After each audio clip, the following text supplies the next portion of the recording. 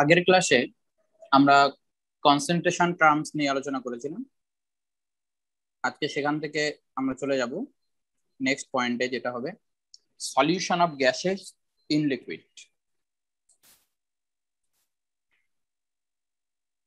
আমাদের আজকের পয়েন্ট হবে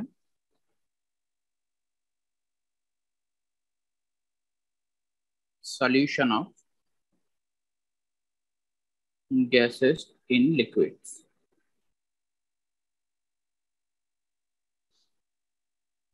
বা এটাকে তোমরা বলতে পারো, সিম্পলি বলা যেতে পারে সলিবিলিটি অফ গ্যাসেস।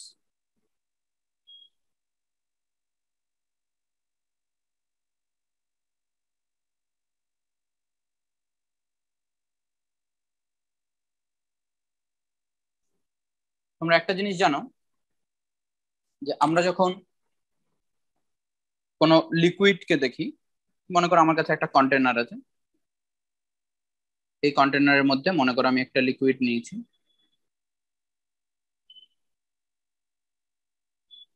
তো আমরা যদি লিকুইড দেখি, লিকুইডের মধ্যে মলিকিউল গুলো কিন্তু ক্লোজলি প্যাক থাকে না, যেরকম সলিডে থাকে। সলিডে মলিকিউল গুলো ক্লোজলি প্যাক থাকে, তারপরেও সেখানে আমরা দেখতে পাই যে ভয়েড থাকে। সলিড স্টেটে আমরা দেখেছি যে মলিকিউল গুলো বা অ্যাটম গুলো সলিড ফেজে ক্লোজলি প্যাক থাকা সত্ত্বেও তার মধ্যে ভয়েড থাকছে। লিকুইডের ক্ষেত্রে তো মলিকিউল গুলো ক্লোজলি প্যাক নয়, তার মানে এটা খুবই স্বাভাবিক যে এই লিকুইডের মধ্যে যে ভয়েডের পরিমাণটা, সে ভয়েডটা অনেকটা বেশি ফাঁকা জায়গা আছে লিকুইডের মধ্যে। তা আমার যদি কোনো গ্যাস পার্টিকেলস থাকে, মনে করো ওভার দ্য সলিউশন আমার কিছু গ্যাস পার্টিকেল আছে, এই গ্যাস পার্টিকেল গুলো খুব সহজেই লিকুইডের মধ্যে অ্যাবজর্ব হয়ে যেতে পারে, লিকুইডের ভিতরে চলে যেতে পারে। লিকুইডের ভিতরে যে ভয়েড জায়গাগুলো আছে সেখানে গ্যাস মলিকিউল গুলো চলে যেতে পারে। তো এই ঘটনাটাকেই আমরা বলবো সলিবিলিটি অফ গ্যাস। তো সলিবিলিটি অফ গ্যাস এটাকে কিসের উপর বেস করে আমরা বলি? আমরা এটাকে একটা টার্মের উপরে, একটা টার্মকে দেখে বলি যে কোনো গ্যাস কতটা বেশি সলিবল বা কতটা কম সলিবল। সেটাকে বলা হয় অ্যাবজর্পশন কোএফিসিয়েন্ট। টার্মটা হচ্ছে absorption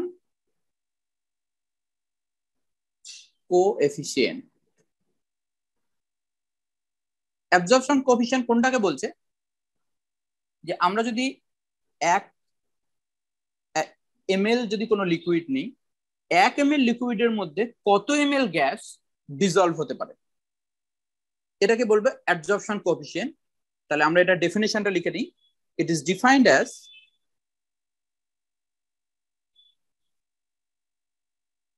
defined as the volume of the gas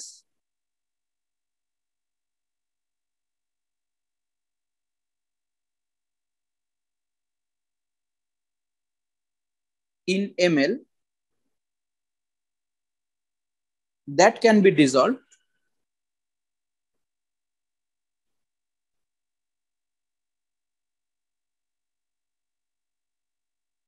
by 1 ml of liquid solvent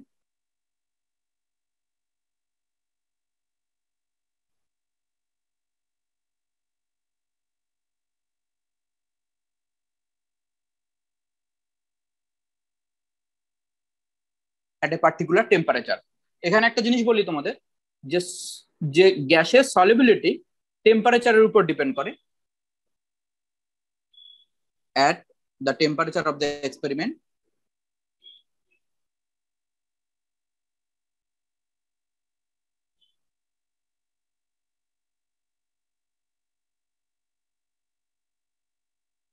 at the temperature of the experiment at 1 atmospheric pressure.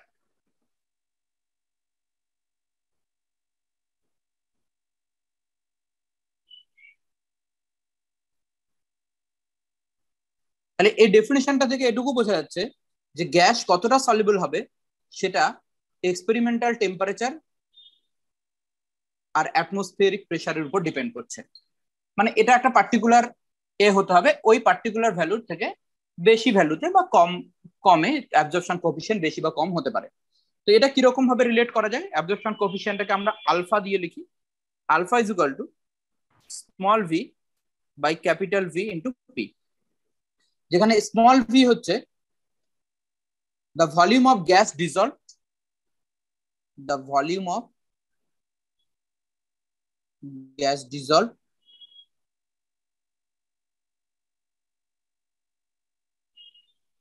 at STP, V হচ্ছে volume of the solvent,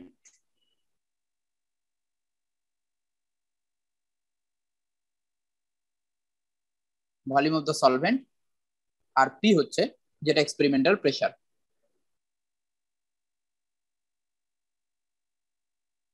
P is the pressure of the gas in atmosphere. Sir এই absorption coefficient আরেকবার বলবে? হ্যাঁ,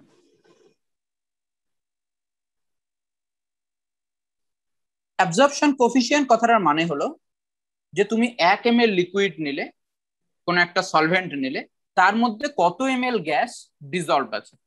তাহলে কোনো একটা গ্যাসের যদি অ্যাবজর্পশন কোএফিসিয়েন্ট বেশি হয় তাহলে আমরা বলবো যে সেই গ্যাসটা বেশি সলিবল। কোনো একটা গ্যাসের যদি অ্যাবজর্পশন কোএফিসিয়েন্ট কম হয় তাহলে আমরা বলবো সেই গ্যাসটা কম সলিবল। তো অ্যাবজর্পশন কোএফিসিয়েন্টের ডেফিনিশনটাই এটা, যেটা it is defined as the volume of gas in ml that can be dissolved by 1 ml of the liquid solvent at a particular temperature and pressure. তো প্রেসারটা কি হতে হবে? অ্যাটমসফিয়ারিক প্রেসার হতে হবে। তো আমাদের এটার ম্যাথমেটিক্যাল টার্মটা আমরা এভাবে দেখবো, যদি আমাদের কখনো ক্যালকুলেট করতে বলে যে অ্যাবজর্পশন কোএফিসিয়েন্ট, সেটাকে আমরা এইভাবে দেখবো। এখন প্রশ্ন হচ্ছে যে কোনো গ্যাসের সলিবিলিটি কোন কোন বিষয়ের উপর ডিপেন্ড করছে, কোনো গ্যাস তার সলিবিলিটি কোন কোন বিষয়ের উপর ডিপেন্ড করছে, সেই জায়গাগুলো আমরা একবার দেখব। তাহলে দেখো, পয়েন্ট করো next, factors affecting solubility of gases in liquid.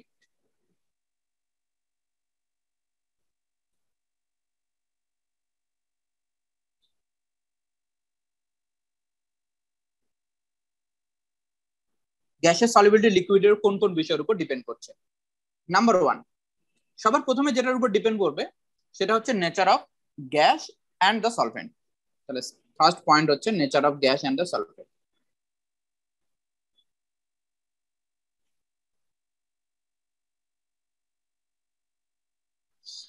দুটো জিনিস খেয়াল রাখবে, যে যে গ্যাস যত সহজে লিকুইফাই করা যায় সেই গ্যাসের সলিবিলিটি তত বেশি। তাহলে দ্য গ্যাস, তাহলে এখানে একটা পয়েন্ট আমি লিখি, the gas which can be liquefied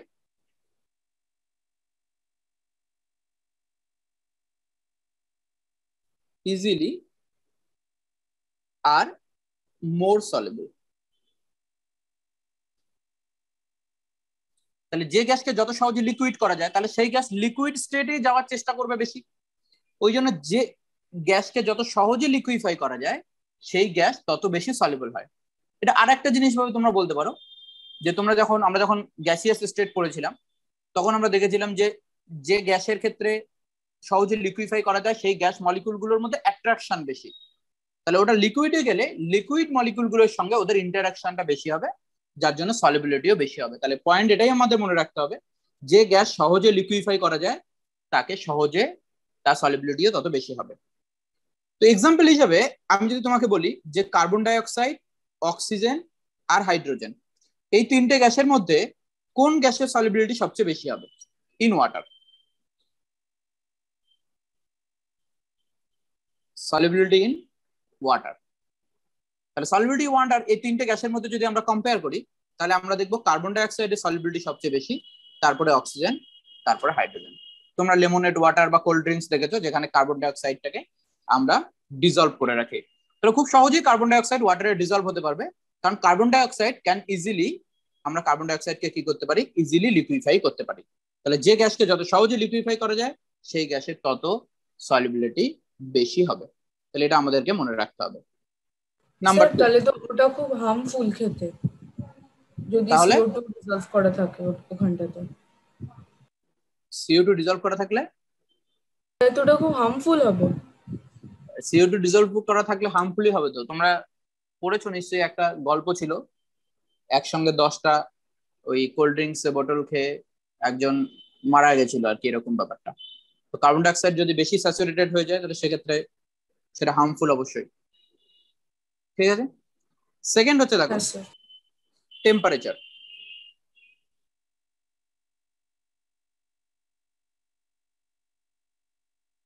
টেম্পারেচারের উপর কিভাবে ডিপেন্ডেন্ট হতে পারে সলিবিলিটি?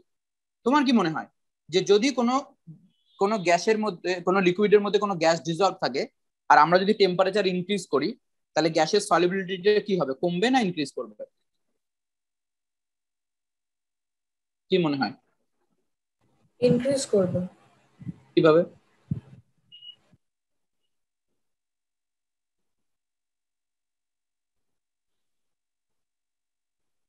সে আমরা যদি প্রেসারই তো ইনক্রিজই করবে। সলিবিলিটি আর টেম্পারেচার যদি দেখি, তাহলে যত টেম্পারেচার ইনক্রিজ করবো সলিবিলিটি তত ডিক্রিজ করবে গ্যাসের। তোমরা এটা প্র্যাকটিক্যালি দেখেছো, যখন ওয়াটার আমরা বয়েল করি, ওয়াটার বয়েল করার সময় দেখবে যে প্রথমে ওয়াটারটা বয়েল হওয়ার আগে দেখবে কিছু এয়ার বাবল তৈরি হয়। তুমি যে যে কন্টেনারের মধ্যে তুমি বাবল বয়েল করবে, সেই কন্টেনারের গায়ে গায়ে দেখবে প্রথমে ওয়াটারের কিছু বাবল তৈরি করে। ওই বাবলটা অ্যাকচুয়ালি কিসের? ওই বাবলটা অ্যাকচুয়ালি ওই ওয়াটারের মধ্যে যে ডিজলভ গ্যাস ছিল, সেই ডিজলভ গ্যাসের বাবল। তাহলে প্রথমে যখন টেম্পারেচার ইনক্রিজ করছে, সলিবিলিটি কমে যাচ্ছে, তাহলে গ্যাসটা পুরো বয়েলড আউট হয়ে যাচ্ছে। তাহলে পুরো গ্যাসটা কি হয়ে যাচ্ছে, বয়েল আউট হয়ে যাচ্ছে। তার মানে যত টেম্পারেচার আমরা ইনক্রিজ করছি, তত গ্যাসের সলিবিলিটি কমে যাচ্ছে। এবং এটাকে আমরা আরেকটা টার্ম বলি, এর সঙ্গে রিলেটেড একটা টার্ম, সেটা হচ্ছে থার্মাল পলিউশন। থার্মাল পলিউশন ব্যাপারটা কেমন? থার্মাল পলিউশন ব্যাপারটা হচ্ছে যে মনে করো ডাইরেক্ট আমরা হট ওয়াটার নদীতে, মনে করো ইন্ডাস্ট্রি থেকে হট ওয়াটার এনে ডাইরেক্ট আমরা নদীতে দিয়ে দিলাম, তাহলে নদীর ওয়াটারের টেম্পারেচার ইনক্রিজ করে গেল। টেম্পারেচার যদি ইনক্রিজ করে, তাহলে ডিজলভ অক্সিজেন যেটা আছে, যেটাকে আমরা ডিও বলি, ডিজলভ অক্সিজেনের পরিমাণ ডিক্রিজ করবে। ডিজলভ অক্সিজেনের পরিমাণ যত ডিক্রিজ করবে, তত সেটা হার্মফুল হয়ে যাবে কত লিভিং হ্যাবিট্যান্টের ক্ষেত্রে, ইনহ্যাবিট্যান্টস এর ক্ষেত্রে, যারা ওয়াটারের মধ্যে থাকছে তাদের জন্য এটা হার্মফুল হয়ে যাবে। যে জিনিসটাকে আমরা বলবো থার্মাল পলিউশন। বোঝা গেছে কি বলতে চাইছি আমি এটাকে? না স্যার, ওটা আরেকবার রিপিট করুন না ওই গ্রাফটা থেকে। আমি বলছি যে যদি ওয়াটারের টেম্পারেচার ইনক্রিজ করে, তাহলে তার মধ্যে যে গ্যাস ডিজলভ থাকে তার সলিবিলিটি কমে যায়। তাহলে তুমি ধরো ইন্ডাস্ট্রি থেকে হট ওয়াটার ডাইরেক্ট এনে নদীতে ফেলছো, তাহলে নদীর ওয়াটারের টেম্পারেচার কি হচ্ছে, ইনক্রিজ করছে। ওয়াটারের টেম্পারেচার যদি ইনক্রিজ করে, তাহলে স্বাভাবিকভাবে তুমি এটুকু বুঝতে পারছো যে যত ওয়াটারের টেম্পারেচার ইনক্রিজ করবে, তত ডিজলভ অক্সিজেন, যে ওয়াটারের মধ্যে যে অক্সিজেনটা ডিজলভ অবস্থায় আছে, যেটা যারা ওয়াটারের মধ্যে যে সমস্ত প্রাণীগুলো বা যে কোনো জীবগুলো বেঁচে আছে তাদের অক্সিজেনের সাপ্লাই দেবে, সেই পরিমাণটা কমে যাবে। তাহলে ডিজলভ অক্সিজেনের পরিমাণ কমে গেলে সেটা হার্মফুল হবে ওয়াটার ইনহ্যাবিট্যান্টের জন্য। তাহলে এই জন্য আমরা বলবো এই যে সেটাকে আমরা বলবো থার্মাল পলিউশন। তাহলে thermal pollution related to solubility of the gas. Okay. হ্যাঁ স্যার। Number 3, pressure. আমরা একটু আগে দেখেছি প্রেসারের উপর ডিপেন্ড করে। প্রেসারের উপর কিভাবে ডিপেন্ড করে সেটা দেখা যাক। এবং এটাই সব থেকে ইম্পর্টেন্ট ফ্যাক্টর। আমরা যদি দেখি যে সলিবিলিটি অফ গ্যাসের ক্ষেত্রে দ্য মোস্ট ইম্পর্টেন্ট ফ্যাক্টর হচ্ছে প্রেসার। কি হয় প্রেসারের ক্ষেত্রে? এখানে আমরা একটা ল দেখব যেটার নাম হচ্ছে হেনরিস ল।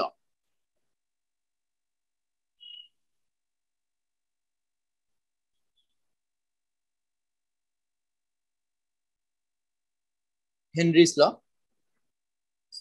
এই লটা আমরা দেখবো। এই লটা কি বলছে, এই লয়ের স্টেটমেন্টটা একবার লিখে নিই আমরা। The solubility of gas in a liquid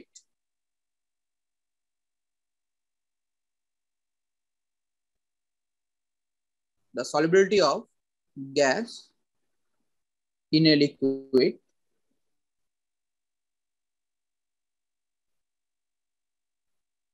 is directly proportional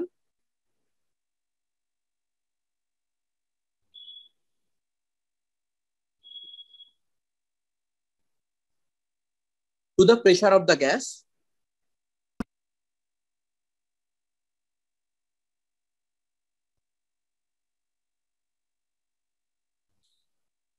over the solution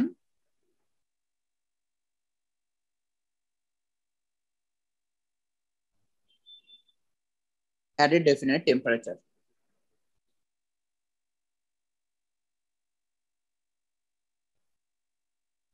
আমরা টেম্পারেচারটাকে ফিক্সড রেখে সলিবিলিটি অফ গ্যাস দেখছি, গ্যাসের যে সলিউশনটা আছে সেই সলিউশনের উপরে যে প্রেসার আছে তার উপরে।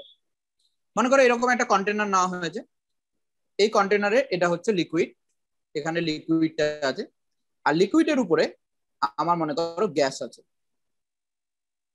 তাহলে স্বাভাবিক তুমি দেখো যদি আমরা এখানে একটা পিস্টনকে সেট করে গ্যাসটার উপরে যদি প্রেসার অ্যাপ্লাই করি, তাহলে আমরা যত প্রেসার অ্যাপ্লাই করব তত গ্যাসটা কি হবে, এর মধ্যে ডিজলভ হবে, এর ভিতরে ভয়েড গুলোতে গ্যাসটা চলে যাবে। তাহলে যত প্রেসার আমরা অ্যাপ্লাই করতে থাকবো তত গ্যাসটা বেশি ডিজলভ হবে।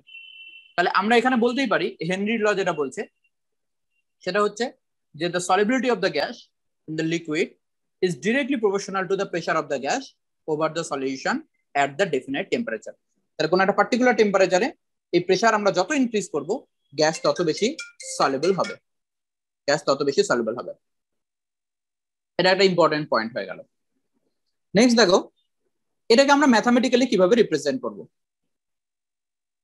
আমরা যদি মনে করি যে m যেটা mass of the gas dissolved in the liquid, m যেটা mass of the gas dissolved in the liquid, it is proportional to p, বা আমরা এরকম লিখতে পারি m is equal to kp, যেখানে k হচ্ছে একটা কনস্ট্যান্ট। তাহলে আবারও m কি লিখছি, m equal to mass of the gas dissolved per unit volume of the solvent, mass of the gas dissolved per unit volume of the solvent, বা আমরা এটাকে বলতে পারি যে mass of the gas dissolved per ml of the solvent। তাহলে সেটা হচ্ছে m, আর p হচ্ছে pressure over the solvent। তাহলে আমরা যদি এটা একটা প্লট করি,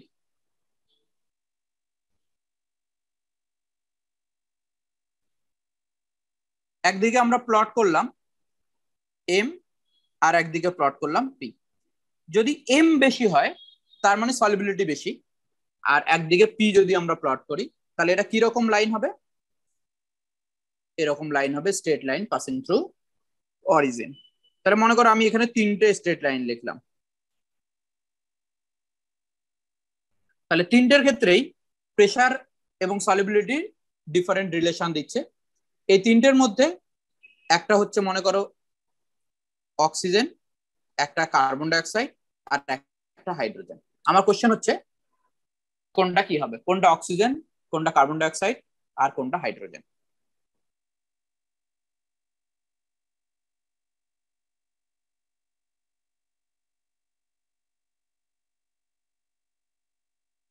বলো,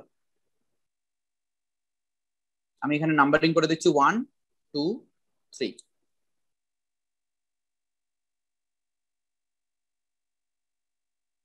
একটু আগে আমরা আলোচনা করলাম অক্সিজেন, তারপরে কার্বন ডাইঅক্সাইড, তারপরে হাইড্রোজেন। আচ্ছা ঠিক আছে, দেখি আমরা একটু আগে কি আলোচনা করলাম। দেখো আমরা একটু আগে আলোচনা করলাম যে যে গ্যাস সহজে লিকুইফাই করা যায় সে গ্যাসের সলিবিলিটি বেশি। তাহলে তুমি যদি এখানে একটা প্রেসারকে ফিক্সড করে দাও, পার্টিকুলার প্রেসার ফিক্সড করে দিলে, তিনটে গ্যাসের আলাদা আলাদা সলিবিলিটি হলো, তাহলে কোন গ্যাসের সলিবিলিটি বেশি হবে, যে গ্যাসটা সহজে লিকুইফাই হবে সেই গ্যাসের সলিবিলিটি বেশি হবে। তাহলে প্রথমে হচ্ছে কার্বন ডাইঅক্সাইড, দ্বিতীয় হচ্ছে অক্সিজেন, তৃতীয় হচ্ছে হাইড্রোজেন। তাহলে এরকম কোশ্চেন তোমাদেরকে আসতে পারে, অর্ডার সাজাতে বলতে পারে, বা কোনটা হবে কোন জায়গায় সেটা জিজ্ঞেস করতে পারে। স্যার এটা আরেকবার বলবেন? আরেকবার বলছি, যে গ্যাস যত সহজে আমরা যদি প্রেসারটাকে ফিক্সড করে দিই, আমি এখানে প্রেসারটা ফিক্সড করে দিয়েছি, এখানে প্রেসারটা নিয়েছি, তাহলে প্রেসারটা যদি ফিক্সড থাকে তাহলে যে গ্যাসের সহজে লিকুইফাই করা যায় সেই গ্যাসের সলিবিলিটি বেশি হবে। তাহলে সলিবিলিটি সবচেয়ে বেশি তো এই গ্যাসটার, 1 নম্বর গ্যাসটার সলিবিলিটি, তারপরে বেশি 2 নম্বর গ্যাসটার, তারপরে 3 নম্বর। তাহলে এটাকে আমি m1, এটাকে m2, এটাকে m3 ধরলাম। তাহলে আমার এখানে m1 greater than m2 greater than m3। সলিবিলিটির দিক থেকে যদি আমি দেখি তাহলে 1 নম্বর গ্যাসটা সব থেকে বেশি সলিউবল, আর এখানে সব থেকে বেশি সলিউবল হবে কে? কার্বন ডাইঅক্সাইড, কারণ কার্বন ডাইঅক্সাইড ইজিলি লিকুইফাইবল। এখান থেকে আমরা এই অ্যান্সারটাকে পেলাম। এবার তোমার ক্ষেত্রে যদি এরকম হয়, কনসেপ্টটা ভালো করে বোঝার চেষ্টা করবে। মনে করো তোমার কাছে একটা কন্টেনার আছে, এখানে তোমার একটা লিকুইড আছে, নিচে লিকুইড, এই লিকুইডের উপরে দুটো গ্যাস আছে, এটা একটা গ্যাস, লিকুইডের উপরে মিক্সচার অফ গ্যাস আছে। তাহলে এখানে আছে হচ্ছে মিক্সচার অফ গ্যাসেস, দুটো গ্যাস আছে। এই মিক্সচার অফ গ্যাসেস এর উপরে যদি তুমি, এখানে আমি একটা পিস্টন সেট করলাম,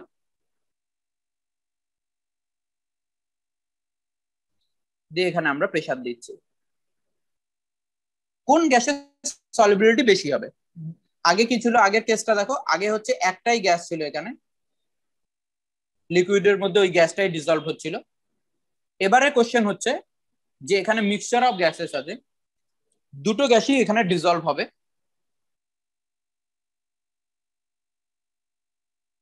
এখানে যেটা বলছে হেনরি ল এর সেকেন্ড যেটা স্টেটমেন্ট, সেটা বলছে এরকম যদি হয় যে মিক্সচার অফ গ্যাস যদি থাকে উপরে, তাহলে সেই গ্যাসটাই বেশি সলিউবল হবে যার পার্শিয়াল প্রেসার বেশি। আবার বলছি, দুটো গ্যাসের মধ্যে সেই গ্যাসটাই বেশি সলিউবল হবে যে গ্যাসের পার্শিয়াল প্রেসার বেশি। তাহলে আমরা আবারও লিখছি, মোল ফ্র্যাকশন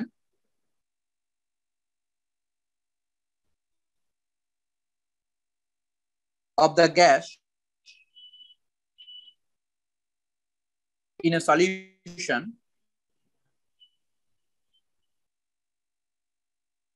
is proportional to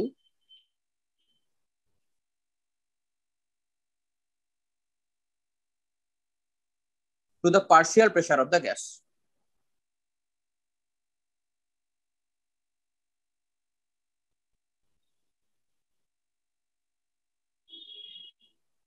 কি বলতে চাইছে আরেকবার বলছি শোনো, এটাও হেনরি ল, ঠিক আছে, এটাকেও আমরা হেনরি ল বলবো।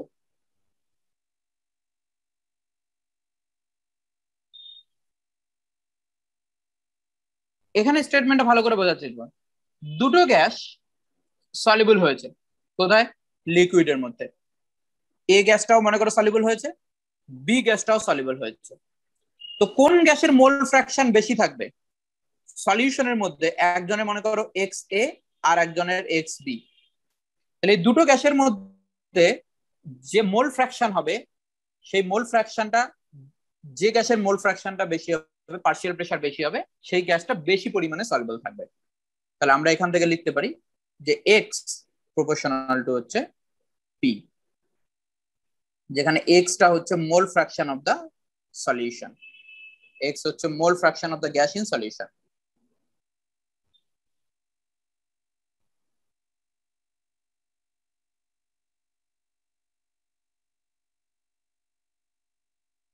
মোল fraction of the gas in solution, আর পি হচ্ছে partial pressure of the gas.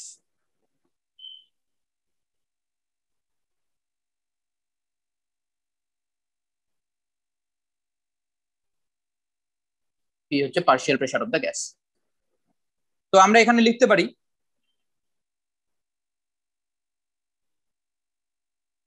x equal to k dash p,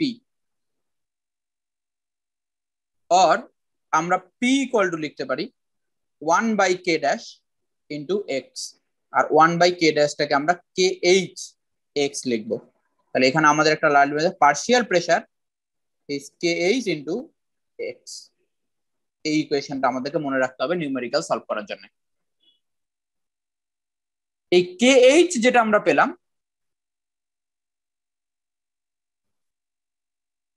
kh টাকে আমরা বলবো হেনরি ল কনস্ট্যান্ট।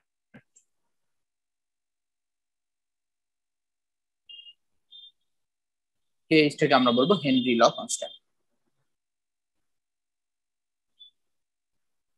তো kh এর ভ্যালুটা ডিফারেন্ট গ্যাসের ক্ষেত্রে ডিফারেন্ট হবে। একটা ডেফিনাইট টেম্পারেচার আর কোনো একটা পার্টিকুলার সলভেন্টের জন্য।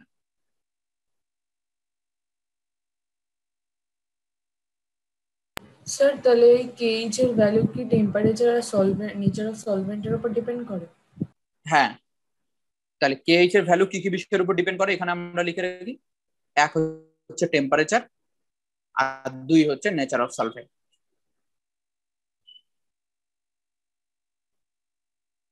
এবার তুমি দেখো কেএইচ যদি বেশি হয় তাহলে সলিবিলিটি কম হবে না বেশি হবে? পরে পার্টিকুলার প্রেসারে আমরা যদি কম্পেয়ার করি,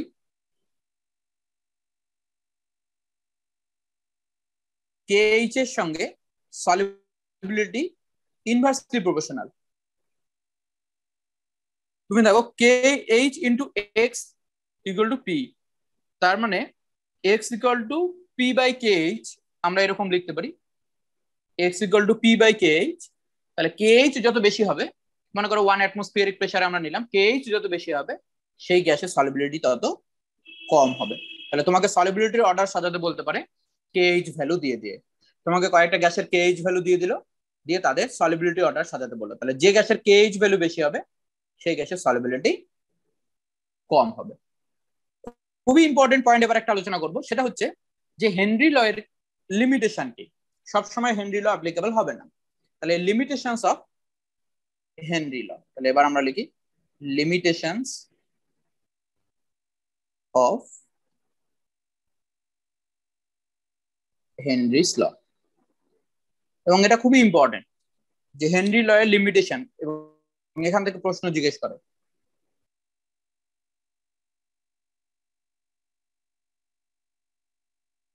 হেনরি ল আমরা এই কন্ডিশন গুলোকে দেখব যে number 1, the pressure should not be very high. যদি খুব হাই প্রেসার হয় তাহলে উপরে যে গ্যাস আছে সেই গ্যাসটা হাইলি সলিবল হয়ে যাবে। হাইলি সলিবল হয়ে গেলে তুমি সেই জিনিসটা কম্পেয়ার করতে পারবে না যে দুটো গ্যাসের মধ্যে কার সলিবিলিটি বেশি কার সলিবিলিটি কম, তাই না? তো আমাদের একটা জিনিস খেয়াল রাখতে হবে,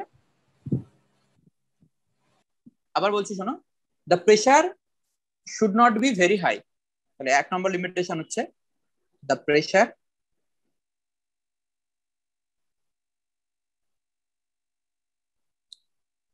should not be very high.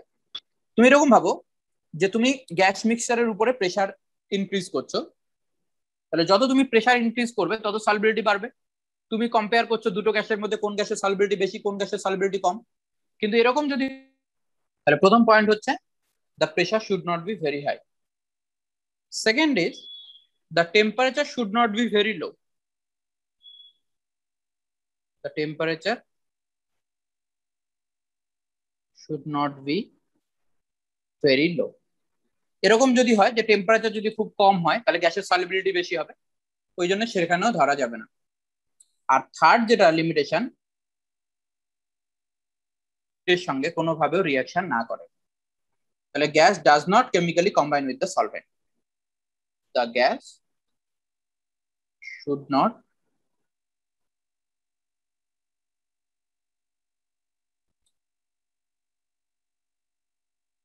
Chemically combine with the solvent. সেক্ষেত্রে এটা অ্যাপ্লিকেবল হবে না। যেমন তুমি যদি অ্যামোনিয়া নাও আর অ্যামোনিয়াকে যদি ওয়াটারে তুমি ডিজলভ করতে চাও, তাহলে কি হবে, অ্যামোনিয়া ওয়াটারের সঙ্গে রিঅ্যাকশন করে তো অ্যামোনিয়াম হাইড্রোক্সাইড তৈরি করবে। তাহলে সেটা কম প্রেসার বেশি প্রেসার সব প্রেসারেই হাইলি সলিবল হবে। তাহলে সেখানে প্রেসারের ডিপেন্ডেন্সটা আমরা বুঝতেই পারবো না যে গ্যাসের ক্ষেত্রে প্রেসার ডিপেন্ডেন্সটা বেশি না কম। বা এরকম যদি কেস হয় যে হিমোগ্লোবিনের মধ্যে আমরা অক্সিজেন গ্যাসকে ডিজলভ করছি, তাহলে হিমোগ্লোবিন যেহেতু অক্সিজেন গ্যাসকে বাইন্ড করতে পারে, তাহলে অক্সিজেন গ্যাস হাইলি সলিবল হয়ে যাবে হিমোগ্লোবিনের মধ্যে। তো সেক্ষেত্রেও আমরা এটাকে হেনরি লয়ে অ্যাপ্লিকেবল করতে পারবো না। হেনরি লয়ের ক্ষেত্রে এটা অ্যাপ্লিকেবল হবে না। বোঝা গেছে কনসেপ্টটা কি? তাহলে হেনরি ল কখন অ্যাপ্লিকেবল হবে না? তাহলে যদি কেমিক্যালি গ্যাসটা যদি সলভেন্টের সঙ্গে রিঅ্যাকশন করে, কম্বাইন করে, তাহলে সেক্ষেত্রে আমরা হেনরি লটা অ্যাপ্লিকেবল করতে পারবো না।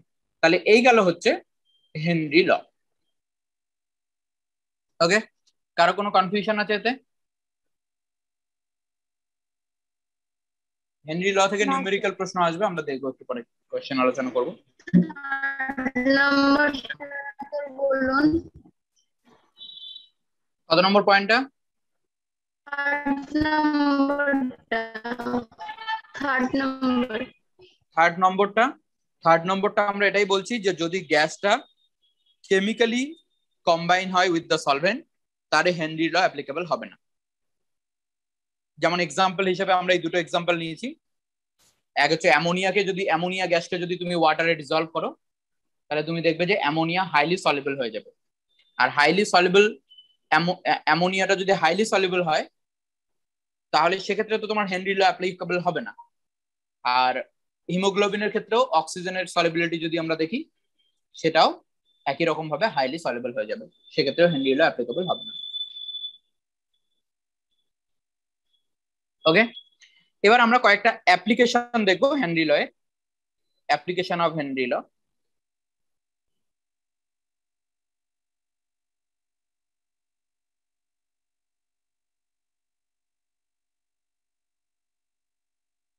অ্যাপ্লিকেশন অফ হেনরিস ল এর মধ্যে প্রথম যে অ্যাপ্লিকেশনটা হচ্ছে, আমরা যে সফট ড্রিঙ্কস যেগুলো ইউজ করি, কোল্ড ড্রিঙ্কস, সেখানে খুব হাই টেম্পারেচারে আমরা অ্যাড করে দিই।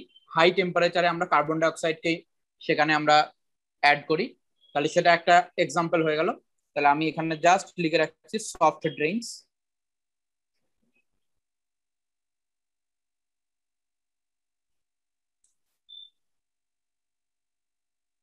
are sealed at high pressure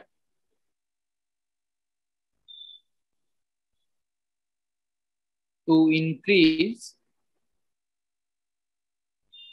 the solubility of carbon dioxide.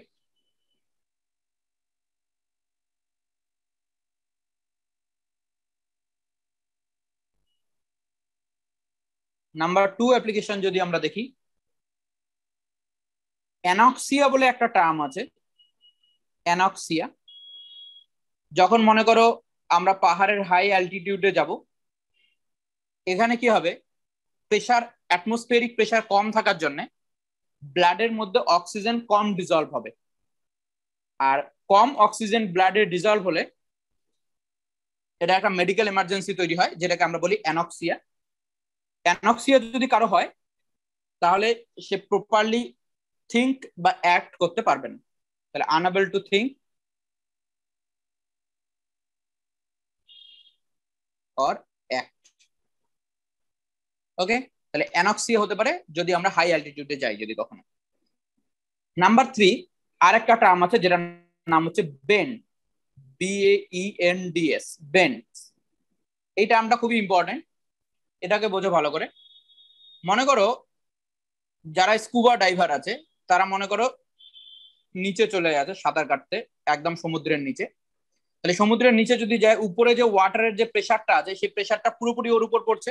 তাহলে যে অক্সিজেনটা বা যে গ্যাসটা ইনহেল করবে, সেই গ্যাসটা বেশি পরিমাণে ডিজলভ হয়ে যাবে। সেই গ্যাসটা বেশি পরিমাণে ব্লাডের মধ্যে ডিজলভ হয়ে যাবে।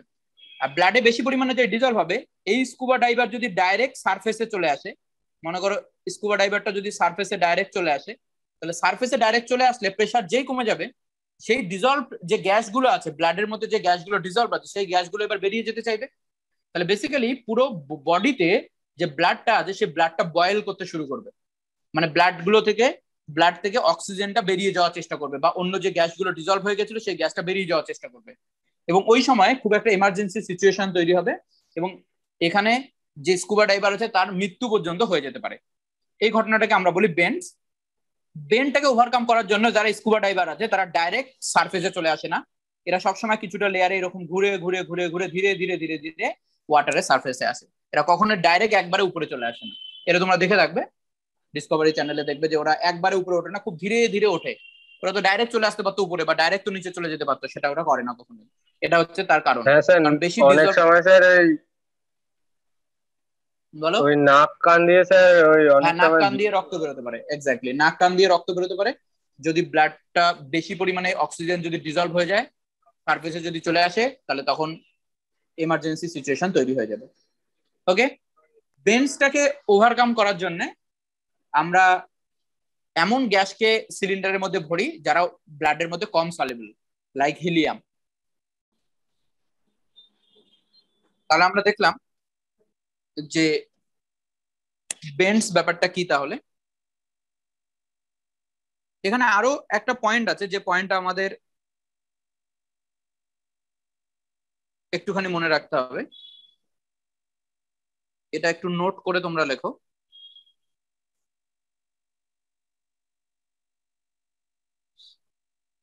অনেক সময় কি হয়,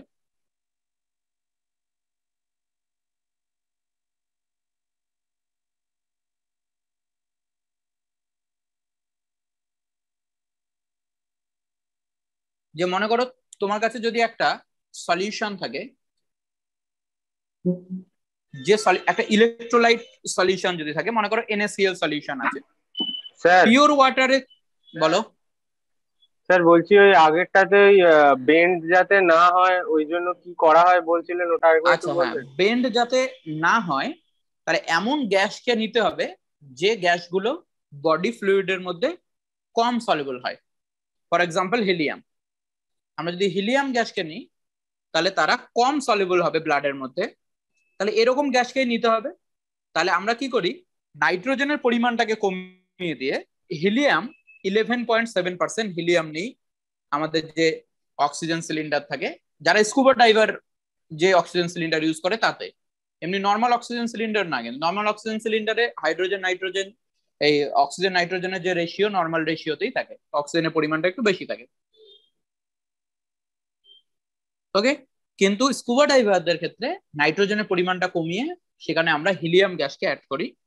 হিলিয়াম গ্যাসের কম সলিবিলিটি হওয়ার জন্য সেটা ব্লাডের মধ্যে কম সলিবল হবে। নোট দুটো লেখো। নাম্বার 1 হচ্ছে যে গ্যাস অ্যাকোয়াস সলিউশনে, ইলেকট্রোলাইটের কোনো অ্যাকোয়াস সলিউশন থাকে তাতে কম সলিবল হবে দেন পিওর ওয়াটার। তাহলে গ্যাসেস আর less soluble in aqueous solution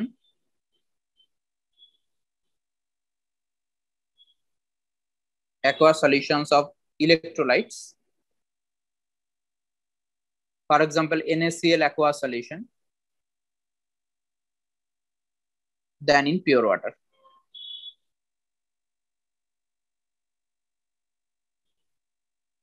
pure ওয়াটারে বেশি সলিবল হবে, ইলেকট্রোলাইটে কম সলিবল হবে। এই যে এফেক্টটা, এই এফেক্টটাকে বলা হয় সল্টিং আউট এফেক্ট। এই কথাটা আমাদেরকে মনে রাখতে হবে, salting out effect. Salting out effect কথাটা মানে হলো যে ইন প্রেজেন্স অফ সল্ট গ্যাসের সলিবিলিটি কমে যাবে। তার মানে তুমি যদি জলের মধ্যে NaCl গুলে দাও তাহলে জলের মধ্যে ডিজলভ অক্সিজেনের পরিমাণ কমে যাবে। এটা সুগারের ক্ষেত্রেও হতে পারে, যে তুমি গ্যাসের মধ্যে সুগার অ্যাড করলে তাহলে গ্যাসের সলিবিলিটি কমে যাবে। ওকে, তাহলে এই গেল হচ্ছে গ্যাস ইন লিকুইড। এবারে আমরা যেটা দেখব সেটা হচ্ছে লিকুইড ইন লিকুইড, মানে solution of liquid in liquid. Next point করো, solution of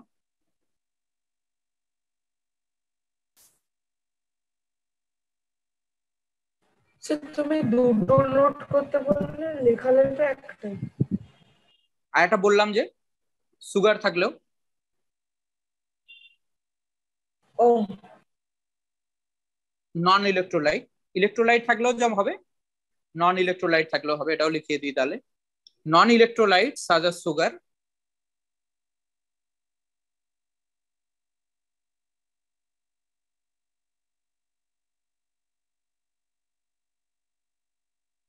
if present in a solution also reduce the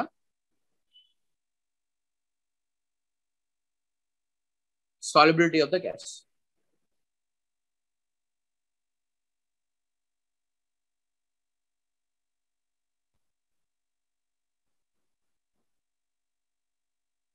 also reduce the solubility of the gas in water.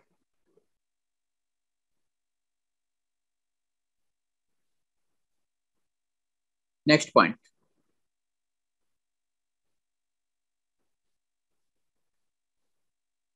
Liquid solution.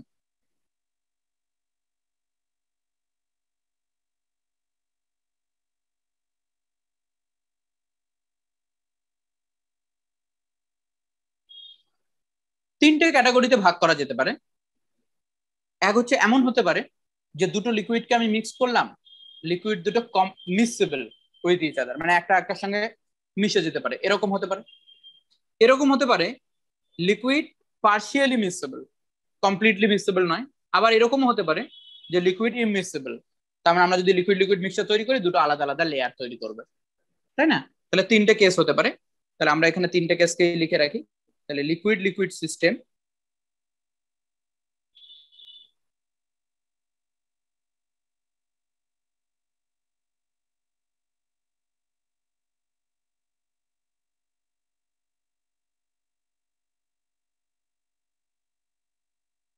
আমরা তিনটে case পেতে পারি। এক হচ্ছে completely মিক্সেবল,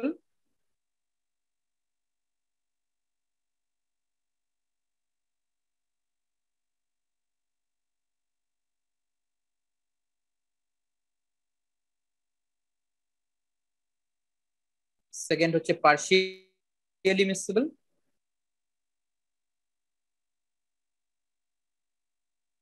আর third হচ্ছে ইমমিক্সেবল।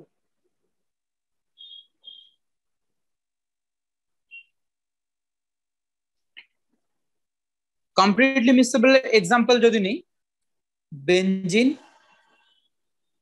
And toluene, এই দুটো লিকুইডকে যদি আমরা মিক্স করি এরা কমপ্লিটলি মিক্সেবল হয়ে যাবে। নাম্বার টু যদি আমরা দেখি ethyl alcohol and water, I mean ethanol আর ওয়াটার কমপ্লিটলি মিক্সেবল হয়ে যাবে। CCl4 কার্বন টেট্রাক্লোরাইড আর বেনজিন কমপ্লিটলি মিক্সেবল হতে পারে। তাহলে এগুলো এক্সাম্পল কমপ্লিটলি মিক্সেবল এর ক্ষেত্রে। পার্শিয়ালি মিক্সেবল এর ক্ষেত্রে ether and water,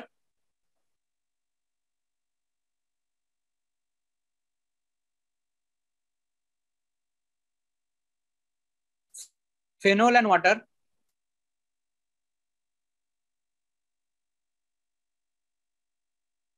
nicotine and water, এরা হচ্ছে পার্শিয়ালি মিক্সেবল।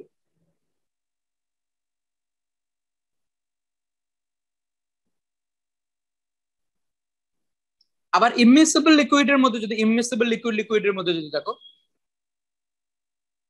বেনজিন ওয়াটার মিক্স হবে না, কার্বন টেট্রাক্লোরাইড ওয়াটার মিক্স হবে না, বেনজিন অ্যালকোহল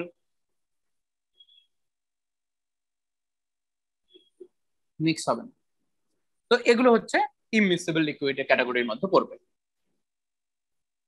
তো আমরা শুধুমাত্র মিক্সেবল লিকুইডটা নিয়ে আলোচনা করব, কারণ আমাদের যে সলিউশনের কনসেপ্টটা সেটা হচ্ছে homogeneous concept, homogeneous binary system. ওই জন্য আমরা লিকুইড লিকুইড মিক্সচারের ক্ষেত্রে আমাদের কনসেপ্টটা সবসময় থাকবে এরকম যে আমরা কমপ্লিটলি মিক্সেবল লিকুইড লিকুইড সিস্টেম নিয়ে আলোচনা করব। মনে করো তোমার কাছে দুটো কন্টেনার আছে, এই একটা কন্টেনার আছে,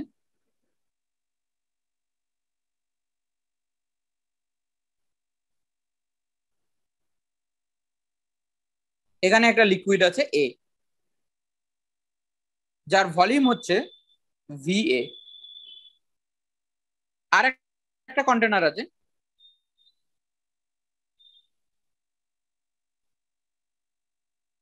যেখানে একটা লিকুইড আছে B, যার ভলিউম হচ্ছে VB।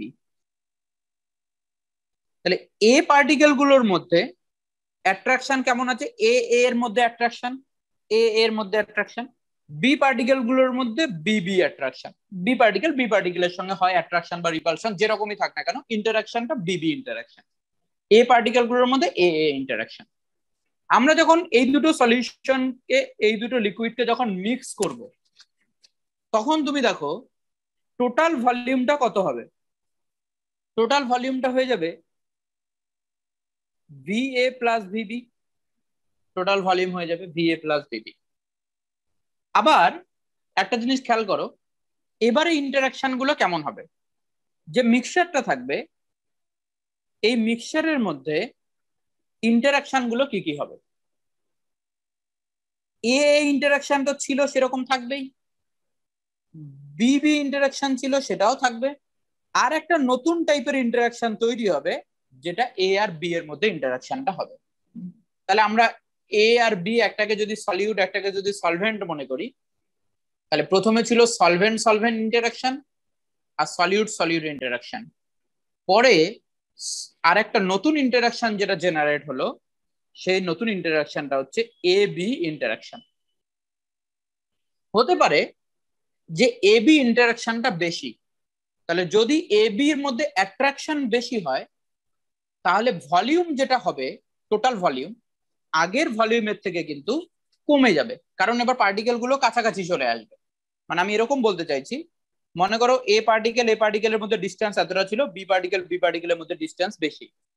এবার যদি এ এবং বি পার্টিকেলের মধ্যে ডিস্টেন্স যদি কমে যায়, তার মানে অ্যাট্রাকশন ফোর্স যদি কাজ করে, তাহলে বেসিক্যালি তোমরা দেখতে পাবে যে ওভারঅল সলিউশনের ভলিউম যেটা আগের যে টোটাল ভলিউমটা যা হওয়ার কথা ছিল VA প্লাস VB, তার তুলনায় কিন্তু কম হবে। আবার যদি না হয় ইন্টারাকশনটা, যদি একই রকম থাকে, যে এ এর মধ্যে ইন্টারাকশন যেমন, বিবি এর মধ্যে ইন্টারাকশন যেমন, এ বি এর মধ্যেও ইন্টারাকশন তাই, মানে এই তিনটে ইন্টারাকশন যদি সেম হয়, তাহলে আবার ভলিউমের কোনো চেঞ্জ হবে না। এই জন্যে আমরা সলিউশনটাকে দুটো ক্যাটাগরিতে ভাগ করব, একটা হচ্ছে আইডিয়াল আর একটা নন আইডিয়াল। কখন আইডিয়াল বলবো? যখন এই ইন্টারাকশন গুলো সেম হবে, তখন আমরা এটাকে বলবো আইডিয়াল। ইন্টারাকশন গুলো চেঞ্জ হলেই আমরা বলবো নন আইডিয়াল। তাহলে দেখো আইডিয়াল সলিউশন হওয়ার কন্ডিশন কি কি। তাহলে আইডিয়াল সলিউশন কাকে বলছি? জয়েন্টে মাঝে মাঝে এই কোশ্চেনটা জিজ্ঞেস করে, আইডিয়াল সলিউশন হওয়ার শর্ত। তাহলে আইডিয়াল সলিউশন কাকে বলছে?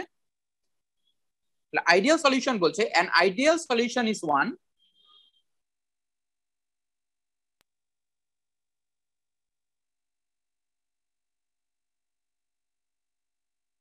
in which the molecules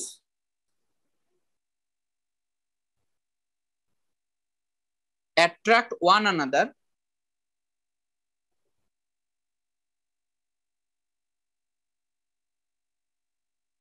with equal force irrespective of their nature.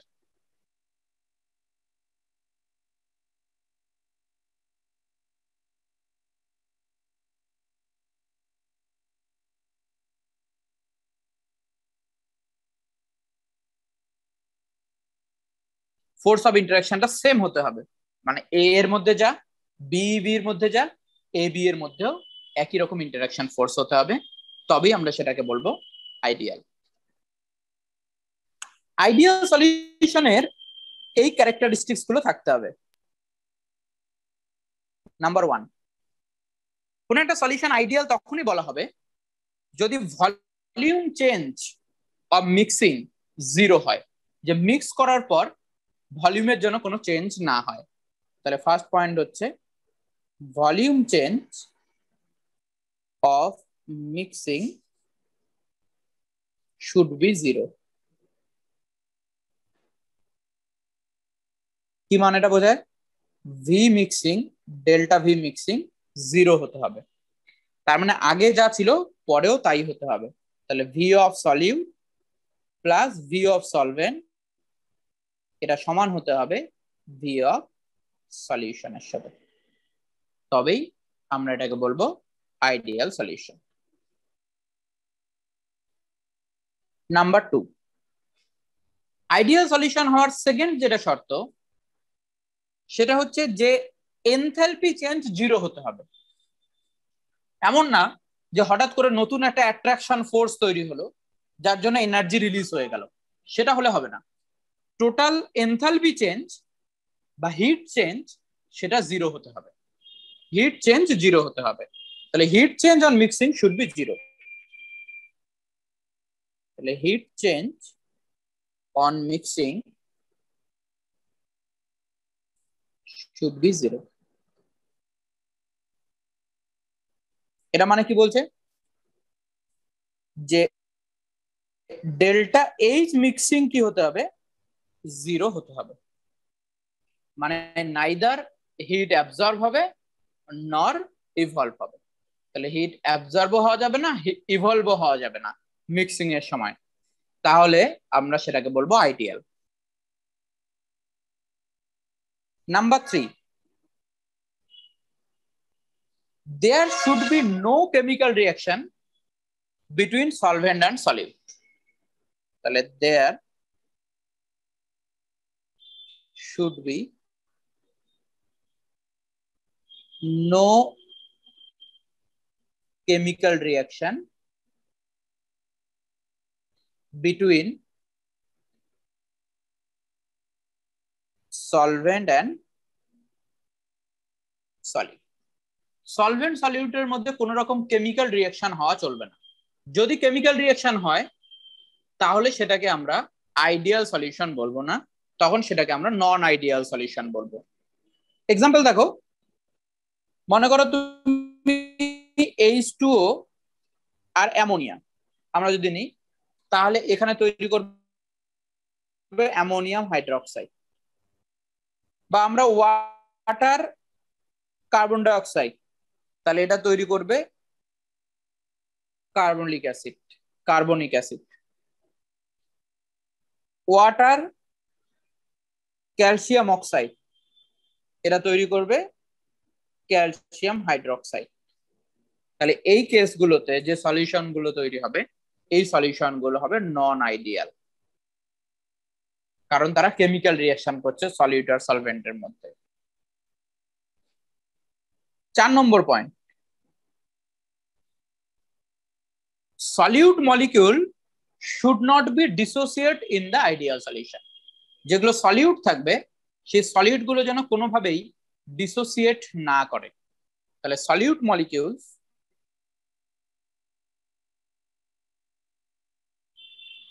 should not be dissociate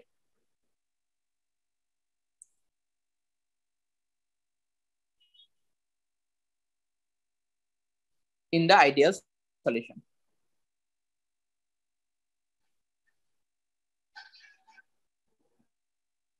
ideal সলিউশনে সলিড মলিকিউল কোনো রকম ভাবে ডিসোসিয়েট করবে না।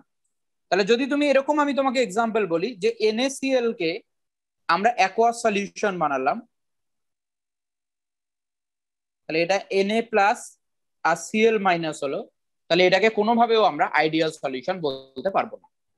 বা তুমি H2SO4 নিলে, তো সেকেন্ড পয়েন্ট আমি যেটা বলছিলাম যে H2SO4 কেও যদি আমরা নিই, তার যদি অ্যাকোয়াস সলিউশন আমরা তৈরি করি, তাহলে এটাও ডিসোসিয়েট হয়ে যাচ্ছে, তাহলে এটাকেও আমরা কি বলতে পারবো না, আইডিয়াল সলিউশন বলতে পারবো না। তাহলে এরাও নন আইডিয়াল সলিউশন হবে, আইডিয়াল সলিউশন হবে না। ফিফথ পয়েন্ট, সলিউট পার্টিকেল গুলো সলিউশনে গিয়ে অ্যাসোসিয়েট হলেও হবে না। তাহলে solute molecule should not associate in ideal solution. তাহলে সলিউট মলিকিউল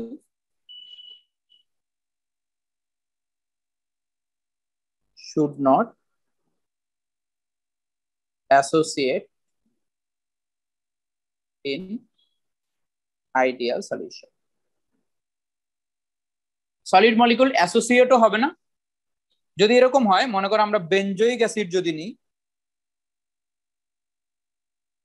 তো বেনজোইক অ্যাসিডের যদি আমরা এটাকে বেনজিনে ডিসলভ করি,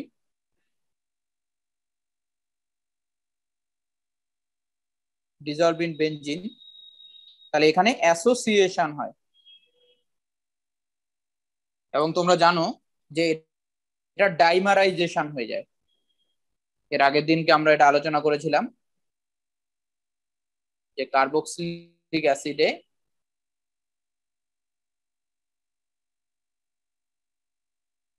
হাইড্রোজেন বন্ডিং এর মাধ্যমে এটা ডাইমারাইজ হয়ে যাবে। তাহলে অ্যাসোসিয়েশন যদি হয়, তাহলে অ্যাসোসিয়েশন হলেও সেটাকে আমরা আইডিয়াল সলিউশন বলতে পারবো না, তাহলে সেটাও নন আইডিয়াল সলিউশন হবে। তো বেসিক্যালি আইডিয়াল সলিউশনের কনসেপ্টটা একটা হাইপোথেটিক্যাল কনসেপ্ট, তাই না? তাহলে হাইপোথেটিক্যাল কনসেপ্ট হচ্ছে আইডিয়াল সলিউশন। কিন্তু কিছু কিছু সলিউশন আছে যারা মোর অর লেস আইডিয়াল সলিউশনের মতো বিহেভ করে। আর একটা 6 নম্বর পয়েন্ট যেটা আইডিয়াল সলিউশনের জন্য হতে হবে, সেটা হচ্ছে ideal solution must obey Raoult's ল। আমরা রাউলস ল আলোচনা করব প্রবাবলি নেক্সট ক্লাসে, তাহলে আমরা সেখানে আরো জিনিসটা বুঝতে পারবো। তাহলে ideal solution must ওবে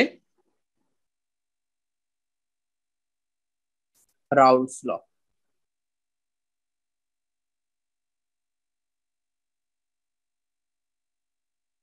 at all concentration.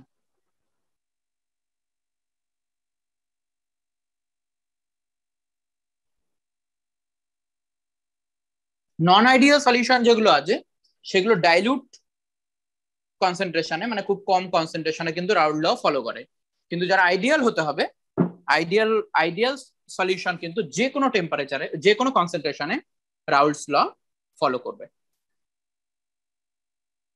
তো আমরা কয়েকটা এক্সাম্পল দেখব যারা আইডিয়াল সলিউশনের মতো বিহেভ করতে পারে।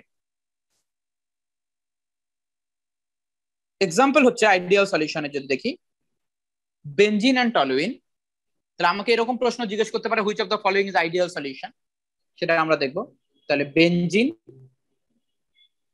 এন্ড টলুইন এটা মোর অর লেস আইডিয়াল সলিউশনের মতো বিহেভ করবে। Number B is carbon tetrachloride and silicon tetrachloride, CCl4 আর SiCl4, এরা মোর অর লেস আইডিয়াল সলিউশনের মতো বিহেভ করে। নাম্বার 3 N-হেক্সেন আর N-হেপ্টেন আইডিয়াল সলিউশনের মতো বিহেভ করে। আর একটা এক্সাম্পল আমরা নেব ethylene dibromide and ethylene dichloride. Dichloride আর ডাইব্রোমাইড সলিউশন যদি আমরা নিই, তাহলে এরা আইডিয়াল সলিউশনের মতো বিহেভ করে। তাহলে এই কয়েকটা এক্সাম্পল আছে যারা আইডিয়াল।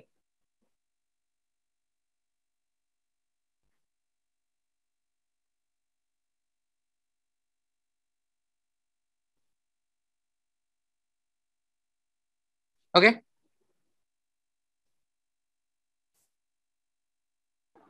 এটা ছাড়া আর হবে না স্যার? এই অবধি কারো কোনো কোশ্চেন আছে?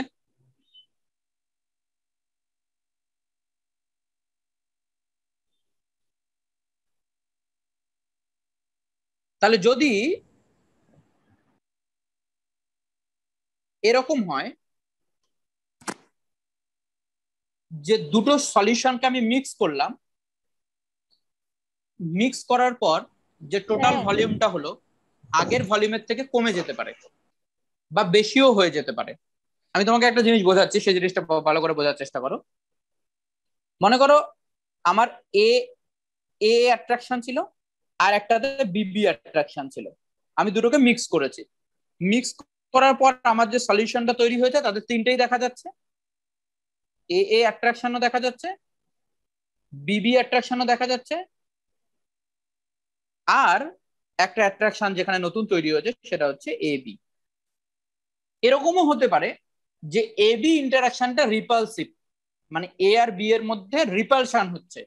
সলিউট দুটোকে যখন সলিউট সলভেন্টকে মিক্স করছি, সলিউশনের মধ্যে গিয়ে ওরা একটা আরেকটাকে রিপালশন করছে, তাহলে সেক্ষেত্রে কিন্তু ভলিউম ইনক্রিজ করবে। আমরা দুই ধরনের নন আইডিয়াল কেস পেতে পারি, একটা হচ্ছে নেগেটিভ ডেভিয়েশন আর একটা পজিটিভ ডেভিয়েশন। নেগেটিভ ডেভিয়েশন আর পজিটিভ ডেভিয়েশন কখন হবে আমরা ওটা নেক্সট দিনকে আলোচনা করব, যে কখন আমরা নেগেটিভ ডেভিয়েশন বলবো, কখন আমরা পজিটিভ ডেভিয়েশন বলবো নন আইডিয়াল কেসে।